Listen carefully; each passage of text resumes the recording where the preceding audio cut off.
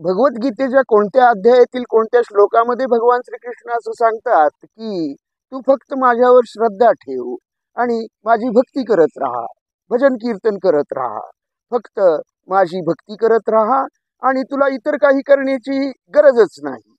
मी तुझ्या सर्व इच्छा पूर्ण करीन, तुझ्या सर्व समस्या, तुझे सर्व प्रश्न यांचं निराकरण करीन आणि घर बसल्या तुला सुख समृद्धी आणि प्रचंड धनसंपत्ती यांचं तुझ्या पुढं भांडार उघडं करीन. तुला फक्त माझी भक्ती करणं एवढं एकच काम करायचं आहे.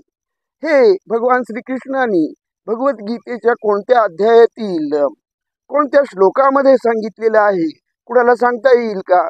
माझ्या माहितीत तरी भगवान श्रीकृष्ण भगवद्गीतेमध्ये असं काहीच सांगत नाहीत. भगवद्गीतेमध्ये भक्तियोग आहे, नाही असं नाही, पण भगवद्गीतेतील भक्तियोग हा निष्क्रिय भक्तियोग नाही, तर तो क्रियाशील भक्तियोग आहे. आणि शिवाय भगवद्गीतेमध्ये फक्त भक्तियोगच नाही, तर ज्ञानयोग आणि कर्मयोग सुद्धा आहे. ही गोष्ट आपण लक्षात घेतली पाहिजे. आणि मी आधीच म्हटलं त्याप्रमाणे भगवद्गीतेमधील भक्तियोग हा निष्क्रिय भक्तियोग नसून तो क्रियाशील असा भक्तियोग आहे. आणि मुळातच प्रारब्ध आणि नशीब या संकल्पना या पुरुषार्थ आणि कर्म यांच्याशी जोडल्या गेलेल्या आहेत. तुमच्या कर्माप्रमाणेच तुमचं प्रारब्ध ठरतं आणि जे कर्म परिपक्व होऊन तुम्हाला फळ देण्यासाठी तुमच्या प्रारब्धामधून तयार झालेलं असतं, ते योग्य कर्म, जे कर्म तुम्हाला परिपक्व होऊन फळ देण्यासाठी तयार झालेलं असतं, परिपक्व झालेलं असतं, त्या कर्माप्रमाणे तुम्हाला फळ मिळतं. म्हणजे हे पुरुषार्थ तुम्ही जो आधी केलेला असतो, जे कर्म तुम्ही आधी केलेलं असतं त्याप्रमाणे तुम्हाला बरं वाईट असं फळ मिळतं. अशा प्रकारे तुमचं प्रारब्ध आणि नशीब हे तुमच्या कर्माप्रमाणे ठरलेलं असतं. आणि मग हे जर कर्माप्रमाणेच जर ठरलेलं असेल तर फक्त निष्क्रिय भक्ती करून हे प्रारब्ध तुम्हाला फलप्राप्ती, तुमच्या मनोवांछित अशा फलप्राप्तीसाठी कसं बरं तयार होऊ शकेल, कसं ते तुम्हाला मनोवांछित फलप्राप्ती करून देऊ शकेल, हा एक प्रश्न. आणि शिवाय दुसरी एक गोष्ट, मुळातच भगवद्गीता कुरुक्षेत्रावर जी भगवान श्रीकृष्णाने अर्जुनाला सांगितली ती सांगण्याचा हेतू आपण लक्षात घेतला पाहिजे. अर्जुन जेव्हा गर्भगळीत होऊन, निराश होऊन आणि अत्यंत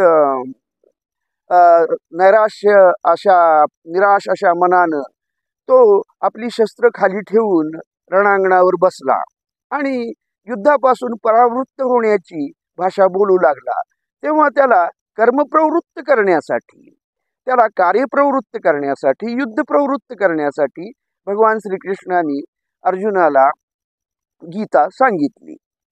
आणि ते म्हणाले की क्षत्रियाचा जो धर्म आहे तो युद्ध करणं हा त्याचा धर्म आहे आणि या धर्माचं पालन करणं हेच तुझं कर्तव्य आहे. आणि हे कर्म करत असताना, म्हणजे युद्ध करत असताना जर तुला मृत्यू आला तर तू तुला स्वर्गप्राप्ती होईल, आणि जर तू जिंकलास युद्धामध्ये तर तुला पृथ्वीचं साम्राज्य भोगायला मिळेल. पण कर्म करणं आणि युद्ध करणं हेच तुझं कर्तव्य आहे. संन्यास घेणं हे क्षत्रियाला रणांगणामधून पळ काढण्यासारखं त्याच्यासाठी ते होतं.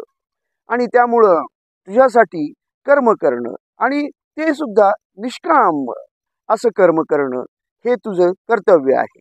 आता निष्काम कर्माबद्दलचा भगवान श्रीकृष्णांचा जो आग्रह आहे त्यासंबंधी असं म्हणता येऊ शकतं की फलप्राप्ती ही फलप्राप्तीच्या आशेनं ज्यावेळी तुम्ही कर्म करू लागता तेव्हा कर्मावरची तुमची निष्ठा, कर्मासंबंधीचं तुमचं जे एक तुम्हाला कर्म करत असताना जी तुम्हाला एक निष्ठा असावी लागते, त्या निष्ठेचा तुम्हाला विसर पडून तुम्ही फळाच्या स्वप्नामध्ये, फळाची स्वप्न बघण्यामध्येच तुम्ही कर्म करण्याचं विसरून जाऊ शकाल. म्हणून कर्म करत असताना ते निष्काम कर्म असावं, हा एक भगवान श्रीकृष्णांचा आग्रह असावा.